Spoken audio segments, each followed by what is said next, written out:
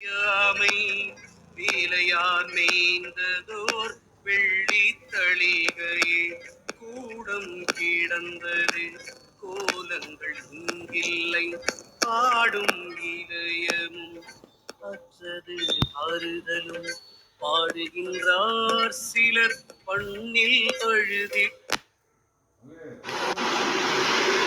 அனைவருக்கும் இனிய காலை வணக்கங்கள். ஓம் திருமூல திருவடிகள் போற்றி போற்றி.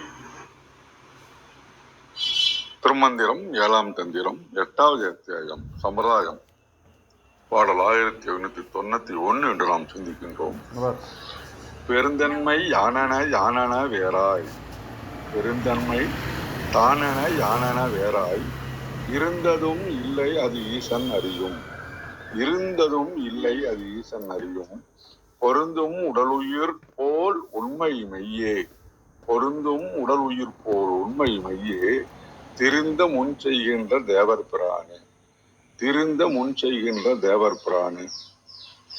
அந்த உடல் உயிர் பிராண பத்தி தான் அந்த பாடலை நமக்கு திருப்பியும் குறிப்பிடுகின்றார். சிவன் வேற ஜீவன் வேற அப்படின்றது இல்ல, இருந்ததும் இல்லை அது ஈசன் அறியும் அப்படின்றது ஈசனுக்கு தெரியும்.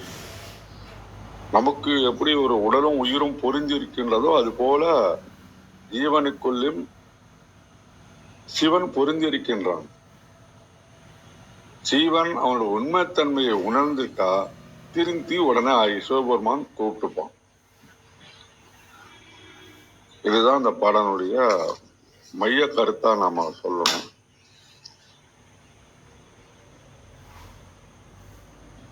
ஒரு நிமிஷம்.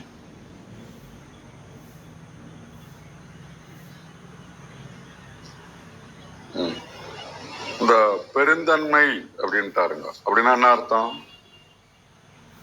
அவருக்கு எல்லையற்றவர், பெருங்கருணை உடையவர், மேன்மை உடையவர் அப்படின்றதுக்காக.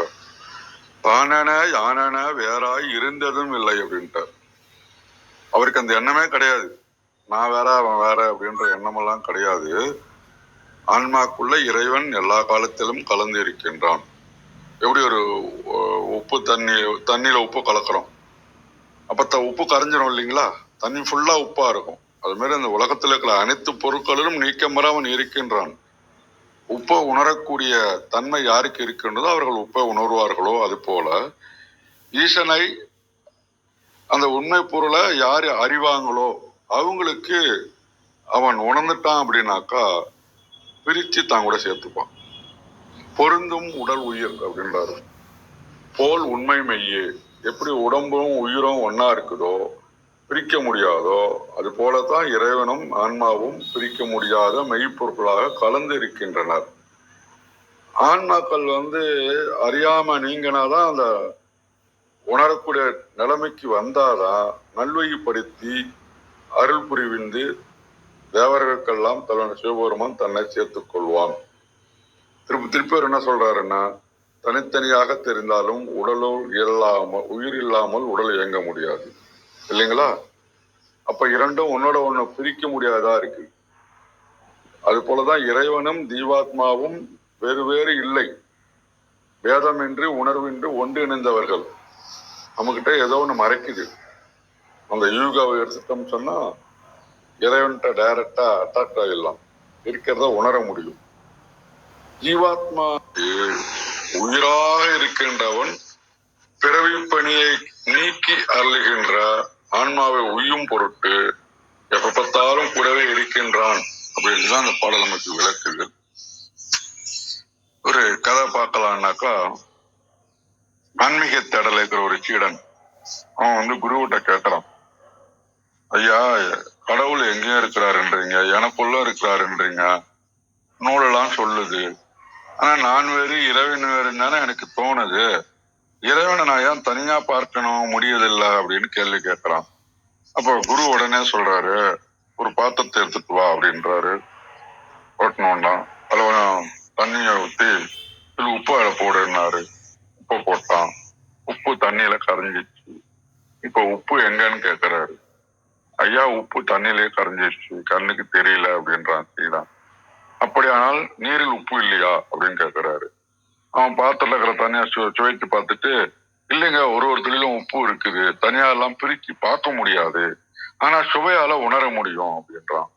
அப்பதான் குரு சீடனை பார்த்து திருப்பி சொல்றாரு, இறைவனும் அப்படித்தான், நீரிலே உப்பு கரைந்திருப்பது போல நம் உடலிலே உயிராகவும், உயிரிலே உயிராகவும், உடலிலே உயிராகவும், உயிரிலே உயிராகவும் என்பெருமான் கலந்து நிற்கின்றான். அதான் அருட்பெரும் வள்ளலார் சொல்வார்ல, ஜோதி நூல் ஜோதி நூல் ஜோதி, உடல் உயிர் அதுக்குள்ள ஜீவன். அப்ப இது அந்த உடலுக்குள் உயிராய் அப்படின்ற மாதிரி தானென யானென வேற இல்லை. உப்பு கலந்துச்சுன்னா அந்த சுவை மாறுவது போல இறைவன் அருள்ல நம்ம ஆன்மா கலந்துருக்கிறோம்னா அகந்தாங்க அழிஞ்சிரும். இதுதான் நமக்கு திருப்பி திருப்பி எல்லா பாடலையும் அந்த இன்னையோட அந்த சம்பிரதாயம் முடியுது. இந்த பாடம் நமக்கு டே டு டே அப்ளிகேஷன் எப்படி கொண்டு போலாம்னா, எப்பயும் நமக்கு ஃபர்ஸ்ட் பாயிண்ட் சொல்றதுதான், அகந்தே இருக்கவே கூடாது. நான் செஞ்சேன், என்னால் தான் நடந்தது அப்படின்ற அகந்தே இருக்கக்கூடாது. தலகணை ஏறாம பார்த்துக்கணும், பிற உயிர்களையும் மதிக்கணும் நாம. அப்புறம் பயமும் கலவியும் நம்மகிட்ட இருக்கக்கூடாது. அந்த மாதிரி ஒரு வாழ்க்கையை நம்ம நிர்ணயிக்கணும். உடலை நல்லா பேணணும். அதாவது மனதாலையும் உடலாலையும் நல்ல உணவு, நல்ல உடற்பயிற்சி, நல்ல சிந்தனை, நல்ல காற்றோட்டம், பிராணாயாமம், மூச்சு பயிற்சி, இப்படியாக உடம்பை நம்ம நல்லா பேணணும். அப்படிலாம் பண்ணோம்னா இறைவன் ரொம்ப தூரத்துலலாம் இல்ல, நமக்குள்ளே இருக்கின்றான். உண்மையாகவும் அன்பாகவும் நாம் இருந்தோமே என்றால் அதை அடைய முடியும் என்பதே இந்த பாடனுடைய மைய கருத்து. நன்றி. பாருங்கள் கிருத்திகாமா, வணக்கம்.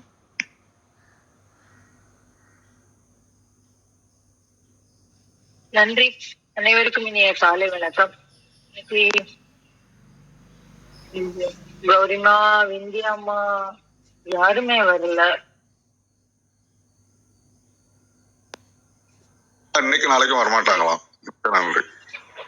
ஓ நன்றி. ஓகே. இன்றைய மந்திரம் ஐயா அழகா சொல்லியிருக்காரு. நேத்திக்கு நம்ம பார்த்தோம், அந்த உடலும் உயிருமான ஒரு தன்மை எப்படி இருக்கு, நான் அவன் என்கின்ற அந்த தன்மை இருக்கு. இது தான் உயிர் அப்படின்னு சொன்னார். இந்த உடல் தன்னுடைய உயிர் என்று அவன் எடுத்துக்கொள்வான். நம்ம நினைக்கிறது இல்ல, அவன் நினைக்கிறது அப்படின்னு நம்ம சொன்னோம். அது நமக்கு மாத்திரம் இல்ல, எல்லாருக்குமானது. வான் இரு மாமுகில் போர் பொழிவான் அப்படின்னு சொன்னார். அப்ப எல்லாருக்கும் பெய்யும் மழையாக அது இருக்கிறது அப்படின்னு சொல்லிட்டு, அது எங்க எங்க புரியுது அப்படின்னாக்க, அம்பரநாதனுமாமே அப்படின்னு சொல்லிட்டு அந்த சிதாகாசத்துல இருந்து தன்னை ஆட்கொள்பவன் அப்படின்னு பார்த்தோம். இதுல அடுத்த மந்திரத்துல என்ன சொல்றாருன்னா, பெரும் தன்மை தான் என யான் என வேறாய் இருந்ததும் இல்லை, ஈசன் அறியும் அப்படின்னு சொன்னாரு.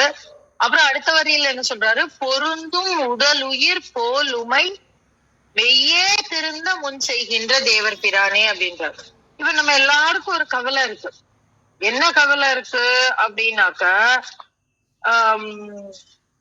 இந்த ஐயா சொன்ன மாதிரி அகந்தை நம்மை பற்றி கொள்ளுமோ அப்படின்னு சொல்லிட்டு ஒரு கவலை இருக்கு இல்லையா? அப்போ அந்த அகந்தை பற்றி கொள்ளாம இருக்க என்ன பண்ணணும்? ஒரு பதட்டம். அந்த பதட்டம் நம்மள என்ன செய்யும் அப்படின்னா, அவனிடம் இருந்து நம்மை வேறாகும். அகந்தையே இல்ல அப்படின்னா அது என்ன நிலையில வரும் அப்படின்னா, அதுதான் இந்த இடத்துல சொல்றாரு, மெய்யே திருந்த முன் செய்கின்ற தேவர் பிரான் அப்படின்றார். அப்ப என்ன எப்படி அந்த மெய்யை செய்கிறார்? அவர் திருந்த முன் செய்கின்றார். எப்படி திருத்துகிறார் அப்படின்னாக்க, பொருந்தும் உடல் உயிர் போலும் போலுமை அப்படின்னு சொல்றாரு. அதாவது இந்த இடத்துல எப்படி நம்ம இந்த வரிய புரிஞ்சுக்கணும் அப்படின்னாக்க, எல்லா உண்மையாகவே உயிர்களை அவன் திருத்தமடைய செய்கின்றான். எப்படி இருக்கான் அப்படின்னாக்க, பிரிப்பின்றி. இந்த இடத்துல உண்மை அப்படிங்கிறத நம்ம ரெண்டு விதமா எடுத்துக்கலாம். உமை அப்படின்னும் எடுத்துக்கலாம். எப்படி இறைவன் சக்தியோடு பிரிப்பின்றி இருக்கின்றானோ அப்படின்னும் எடுத்துக்கலாம். இல்ல எண்ணி வரைக்கும் நம்ம அதை உடல்னு சொல்றோம் அப்படின்னாக்க, அந்த உயிர் இருக்கிற வரைக்கும் தான். அந்த அந்த அந்த உயிர் போயிடுச்சுன்னா அதுக்கு பேரு உடல் இல்ல, அதுக்கு பேர் என்ன சொல்லுவோம், சவம் அப்படின்னு சொல்லுவோம் இல்லைங்களா. அப்போ அந்த மாதிரி பொருள் கொடுக்கக்கூடிய தன்மையில் அந்த உடலை ஆக்குகின்ற அந்த உயிர் எப்படி அந்த உடலோடு பொருந்தி நிற்கின்றதோ, கண்ணால பார்க்க முடியுதா, பார்க்க முடியல. அப்ப அது எப்படி நம்முள்ளே நிற்கிறதோ அப்படி இங்க பொருள் இருக்கு அப்படின்னு நம்ம புரிஞ்சுக்கிறோம் அந்த இடத்துல. அப்போ திருந்த முன் செய்கின்ற தேவர் வினா. இதுக்கும் அடிப்படை என்ன சொல்றாரு, பெரும் தன்மை தானென யானென வேறாய். அப்ப அவரு இங்க நம்ம பக்கத்துல உட்கார்ந்து இருக்கிறதுனால, நமக்குள்ள இருக்கிறதுனால நானே தான் என அறிவதினால் ஏதோ ரொம்ப சாதாரணமான விஷயம் நம்ம நினைச்சிருக்க கூடாது இல்லையா. அது நினைச்சிடக்கூடாது. நம்ம சின்னத்தனமா இருக்கலாம், ஆனா நமக்குள்ள இருக்கக்கூடிய அந்த நம்மை ஆட்கொண்டு இருக்கின்ற இறைவன் அப்படிப்பட்டவன் கிடையாது. அப்ப அவன் உட்கார்ந்த உடனே இந்த இடம் எப்படி ஆயிடும் அப்படின்னா பெருந்தன்மையதாக மாறிவிடும். அப்போ அந்த அந்த அந்த தன்மை என்ன, ஐங்குணத்தான் எங்குணத்தான் அப்படின்னு அவனுடைய அத்தனை வியாபகங்களையும் நம்ம செய்யறோம். ரொம்ப ரொம்ப அழகான ஒரு ஒரு வார்த்தையை நேற்றுக்கு கௌரியம்மா சொன்னாங்க. நேற்றுக்கு இந்த மந்திரம் முடிஞ்சதுக்கு அப்புறம் அவங்க கிட்ட நான் ஒரு சில விஷயங்கள் பேசினேன். பேசும்போது அவங்க ஒரு விஷயம் சொன்னாங்க, ரொம்ப அழகா இருந்தது. அது என்ன சொன்னாங்க, ஒரு சில கோலம் போடும்போது அந்த கோலம் போட மாட்டோம் நம்ம. அப்போ ஏன்னா அது கடவுள் சின்னத்தை குறிக்கக்கூடியது. இப்ப அருங்கோணம் வச்ச அந்த ஆறுமுக கோலம்னு சொல்லுவோம், அதை போட மாட்டோம் ஏன்னா அது எல்லாரும் மிதிப்பாங்க அப்படின்னு. ஆனா அவங்க ரொம்ப அழகா சொன்னாங்க, நான் எல்லா கோலத்திலயும் அந்த தெய்வத்தன்மையை வச்சுதான் போடுறேன், என்ன அது அவங்க கண்ணுக்கு தெரியல அவ்வளவுதான், அதனால நான் அந்த கோலம் மாத்திரம் போடாதன்னு வீட்டுல சொல்லுவாங்க, ஆனா நான் எல்லா கோலத்திலயும் அதை வச்சுதானே தெய்வத்தன்மையை வச்சுதானே போடுறேன், அது எல்லாரும் மிதிக்கதானே செய்யறாங்க, ஏன்னா அது அவங்க கண்ணுக்கு தெரியல அப்படின்னு நான் நினைச்சுப்பேன் அப்படின்னு சொன்னாங்க. அது ரொம்ப அழகான ஒரு வார்த்தை. நம்ம செய்யக்கூடிய அத்தனை வேலைகளிலும் அந்த இறைவனுடைய தன்மையை வெளிப்படுத்துவதாக அமையும். அதுதான் அந்த பெருந்தன்மை. நம்ம சொல்றோம் அவன் ரொம்ப பெருந்தன்மையா விட்டு கொடுத்துட்டான். அப்ப அந்த பெருந்தன்மை எங்கிருந்து வருகிறது, அந்த இறையம் பெருமானிடம் இருந்து வருகிறது. அவர் பெருங்கருணையோடு நமக்கு நம்மை ஆட்கொள்ளுகிறார் இல்லைங்களா. அந்த நம்முடைய கர்ம வினைகளை நீக்குகிறார், இந்த பிறவியை தந்து வினைகளை போக்குவதற்கு உதவுகிறார். அதான் அந்த தன்மை. அப்ப அந்த பெருந்தன்மை அப்படிங்கறது நம்ம ரொம்ப கலோக்கியலான ஒரு வார்த்தையா கொண்டு போயிட்டோம். அது எந்த தன்மை அப்படின்னாக்கா இறைவனுடைய பெருந்தன்மை, எம்பெருமானுடைய கருணை, இந்த உயிர்களின் மீது பாயக்கூடிய அந்த கருணை, அதுதான் பெருந்தன்மை. தானென யானென வேறாய். அப்ப இந்த இடத்துல தான் அப்படிங்கிறது என்ன அப்படின்னா நம்ம உடல்ல இருக்கக்கூடிய அந்த உயிர் அப்படிங்கிற மாதிரி எடுத்துக்கலாம். யானென அப்படின்னா அவருன்னு எடுத்துக்கலாம். அப்ப அது பெருந்தன்மை ஆயிடுறது. வேறாய் இருந்ததும் இல்லை ஈசன் அறிவான். நமக்கு லேட்டா தான் புரியுது, ரமணருக்கே 7 வயசுலதான் புரிஞ்சது. நமக்கு இன்னும் புரிஞ்சிருக்கா புரியலையான்னு நம்ம தான் சொல்லணும். அப்ப தேடிக்கிட்டு இருக்கோம் நம்ம இன்னும்.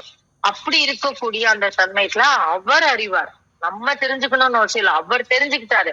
நமக்கு எப்பொழுது உணர்த்த வேண்டுமோ அதை உணர்த்துவார். அது வரைக்கும் நம்ம ரெண்டு ரெண்டு ரெண்டு ரெண்டுன்னு பேசிக்கிட்டே தெரியலாம். அந்த அவரை கண்ணால பாக்கணும்னு சொல்லலாம், கையால தொடரணும்னு சொல்லலாம், உணரணும்னு சொல்லலாம், என்ன வேணா சொல்லிக்கலாம். ஆனா அவருக்கு தெரியும் கூடவேதான் இருக்காரு, நான் தான் நீதான் நானு அப்படின்னு சொல்லிட்டு அவர் அதை உணர்த்துவார். அத எப்படி இருக்காரு அப்படின்னாதான் அததான் சொல்றாரு. ஆனா அவர் அப்படி வந்துட்டா என்ன ஆயிடும் அப்படின்னா பொருந்தும் உடல் உயிர் போல் உமை மெய்யே திருந்த. அப்ப அந்த இடத்துல அவர் உள்ள வந்தாச்சுன்னா எப்படி தெரியும், இப்ப நான் சொல்றேன் நான் இறைவனை உணர்ந்து விட்டேன், நான் தான் அப்படின்னு நான் சொல்றேன், எப்படி தெரியும் அப்படின்னா என்னுடைய நடவடிக்கை சொல்லணும், என் நடவடிக்கை சொல்லணும். நான் திருப்பி அதே கோப தாப கழிவுகளோட நான் இருக்கேன்னாக்க அப்புறம் அந்த இடத்துல அவர் இன்னும் சரியா தன்னுடைய நம்ம வினைகள் அவரை முழுவதுமாக நமக்கு காட்டி தரவில்லை. எங்கேயோ கிளிம்ஸ் அப்படி எப்படி காமிச்சிட்டு போயிட்டு இருக்காரு அப்படின்னு அர்த்தம். ஏதோ ஒரு சந்தர்ப்பத்துல உணர்றோம், ஏதோ ஒரு சந்தர்ப்பத்துல நம்ம அரக்கனா மாறிடுறோம், இல்ல அசுரனா உணர்றோம் அப்படின்னு நம்ம நினைச்சுக்கணும். அதனாலதான் திருந்தும் முன் செய்கின்ற தேவர் பிரான். அப்போ நம்ம பார்க்கும் போதே ஒரு சிலரை பார்க்கும் போதே அப்படியே தெய்வீக ஒளி கவழும் அப்படின்னு சொல்லுவோம், இல்ல அவங்க கிட்ட பேசினாலே நல்லா இருக்குன்னு சொல்லுவோம். நம்ம அத பணிவுன்னு சொல்லுவோம். ஒரு சில சங்கல அவங்க அவ்வளோ பணிவு, பணிவுல பொய்யான பணிவுகளும் இருக்கு.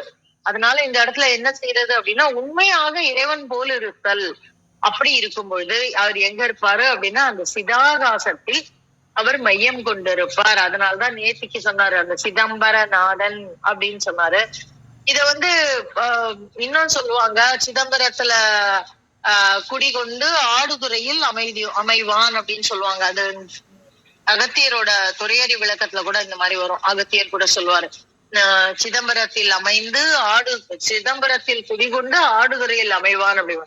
அது எங்க அப்படின்னாக்க பரம்பொருளோடு ஒன்றக்கூடிய ஒரு தன்மை அவர் வந்து நமக்காக பண்ணி தருவாரு அப்படின்னு சொல்லி மீண்டும் மீண்டும் சொல்றாரு. இந்த உன்னுடைய உடல்ல இருக்கக்கூடியது யாரு அப்படின்னாக்க அந்த இறையம் பெருமான். அவரை உணர்ந்து கொள்ளும் பொழுது இந்த கடைசியா வச்சதுக்கு காரணம் அவரை உணர்ந்தா என்ன நடக்கும் உடல்ல அப்படிங்கிற ஒரு விஷயத்தையும் நமக்கு இங்க சொல்லி கொடுக்கிறாரு.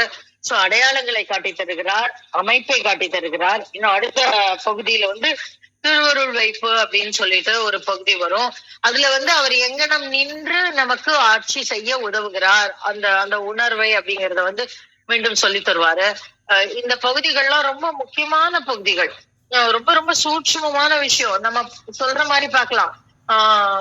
ஒரே விஷயத்த தானே திரும்பி திரும்பி சொல்றாரு. போன மந்திரத்திலயும் சொன்னாரு, நான் இது தானேன அப்படின்னு சொன்னாரு. உடம்புல இருக்கக்கூடிய உயிர் மாதிரி இருக்குன்னு சொல்லுவாரு. ஆனா இந்த மந்திரத்திலயும் அப்படித்தானே சொல்றாரு அப்படின்னு நம்ம நினைக்கலாம். ஆனா இல்ல, இந்த மந்திரத்துல ஒரு கூடுதலான ஒரு செய்தியை வைக்கிறார். என்ன செய்கிறார்? மெய்யே திருந்த முன் செய்கின்ற தேவர் பிரான் அப்படின்னு சொல்றார். அப்ப நம்ம மெய்யை வந்து அவர் திருத்துகிறார். அப்ப அந்த உடல் மாற்றங்கள் நிகழும், ஆட்டோமேட்டிக்கா நிகழும். அந்த மாற்றம் நிகழக்கூடிய அந்த வகையை வந்து அவர் நமக்கு சொல்லி தராரு. இந்த மாதிரி ஒரு மந்திரத்திலயும் ஒரு சூட்சுமம் இருந்துகிட்டே இருக்கும். நம்ம அதை பற்றி கொண்டு நம்ம வந்து தீவிரமா கண்காணிக்க ஆரம்பிக்கும் பொழுது நம்மோடு இருக்கின்ற அந்த இறையம் பெருமானை உணர முடியும் அப்படிங்கிறதுதான் உண்மை. அதை உங்களோடு பகிர கிடைத்த இந்த காலை வேளைக்கு நன்றி சொல்லி என்னுடைய பகிர்தலை முடித்துக் கொள்கிறேன். நன்றி நண்பர்களே. வேற யாராவது மேல வரீங்களா? பவுளமணி அம்மா, சத்யா ஐயா, ராஜேந்திரன் ஐயா, செந்தில்குமார், ஹேமா, கலாபவன், யாராவது மேல வரீங்கன்னா வாங்க. ஏன்னா இன்னைக்கு கொஞ்சம் டைம் இருக்கு, 48 தான் ஆகுது.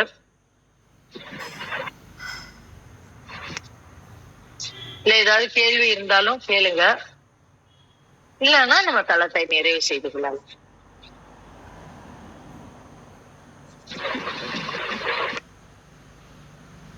அல்ல என்னையா தளத்தை நிறைவு செய்யலாம்னு நினைக்கிறேயா?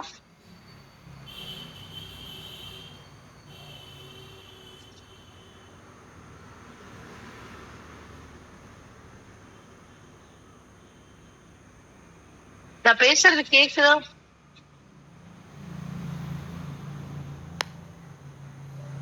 ஹலோ. கேக்குதாயா? கேக்குதுங்கம்மா. வேற யாரும் வரல, வேற ஏதோ கேள்விகளும் இல்ல. தளத்தை நிறைவு செய்யறதுன்னா செய்யலாம்.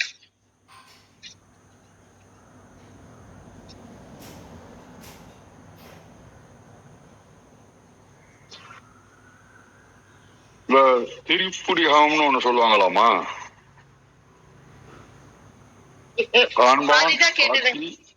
காணப்படும் பொருள் திரிப்புடி, அதை பத்தி கொஞ்சம் சொல்லுங்களா? யாதொரு நாணம் நேயம், அதாவது இந்த காண்பான் காட்சி காணப்படும் பொருள் அப்படின்னாக்க இந்த ஒரு விஷயம் பாக்குறோம் இல்லையா?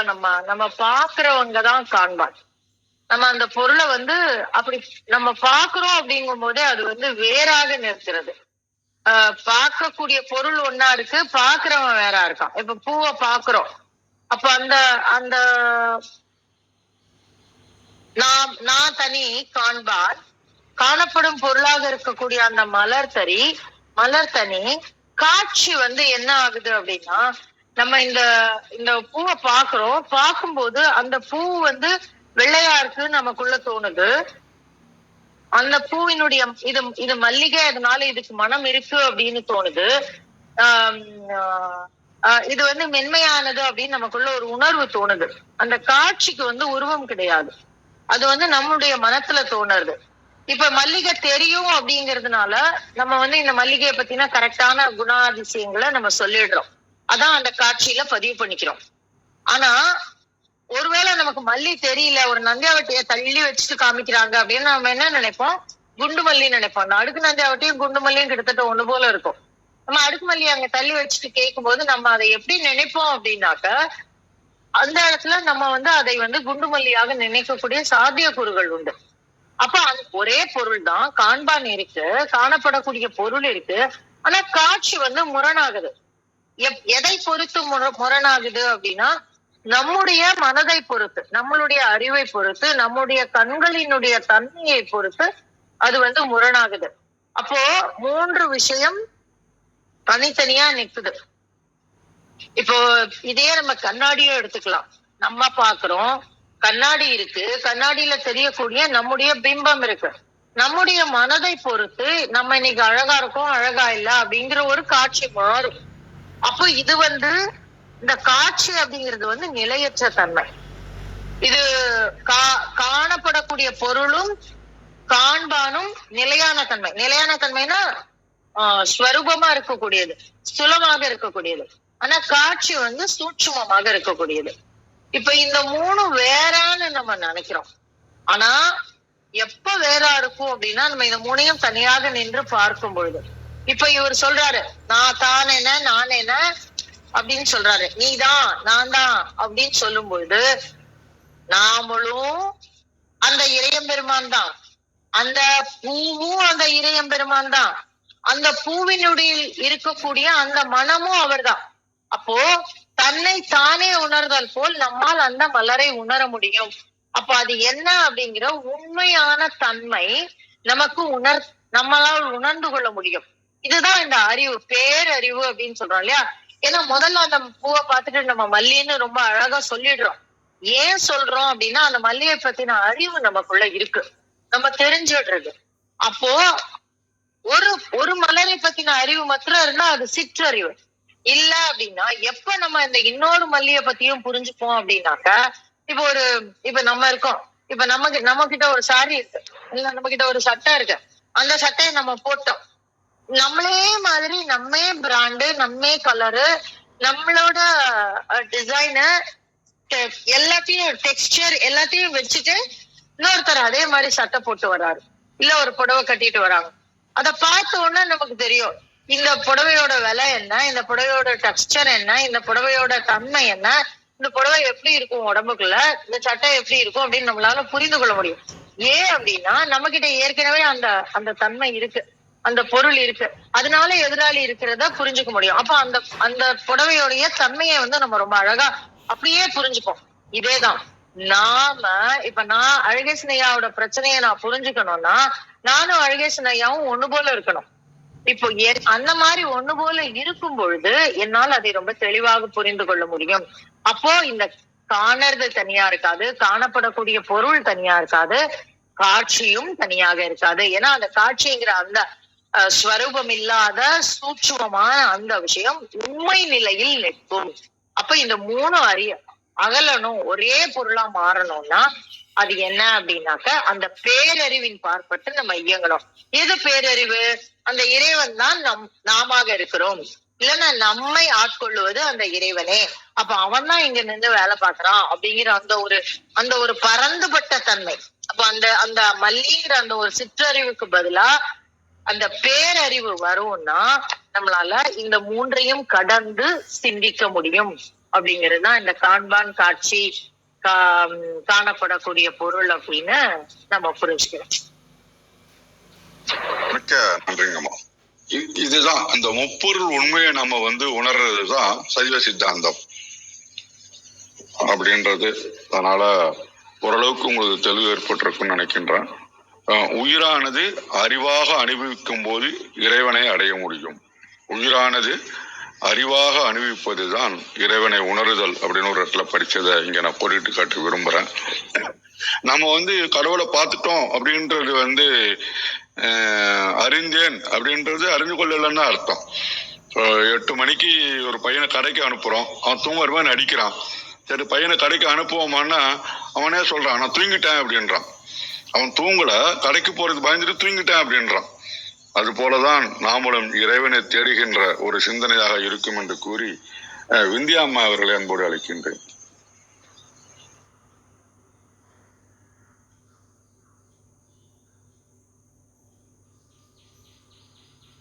அனைவருக்கும் வணக்கம். நிச்சயமா வாங்க. ஓம் சிவசக்தி போற்றி. அனைவருக்கும் வணக்கம். ஓம் சிவசக்தி போற்றி. ஓம் திருமூலரே போற்றி.